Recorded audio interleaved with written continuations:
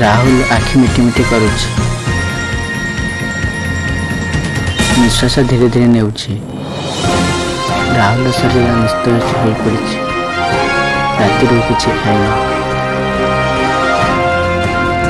केमिति जीवन धरी रही राहुल?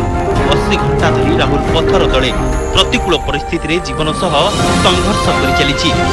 अनुभवी एनडीआरएफ और एसडीआरएफ जवान माने सुरंग में पत्थर काटी काटी राहुल पाखे पहुंचा चेष्टा करुछंती। पत्थर कठिन आस्तरण से चैलेंज सृष्टि करिछि। देखंतु एही विजुअल को किभली एनडीआरएफ जवान निज जीवन को बाजी लगाई सुरंग भितर राहुल को उद्धार पाई आगे चली। 4 फुट ओसारर बड़ पत्थर किभली काटुछंती से माने।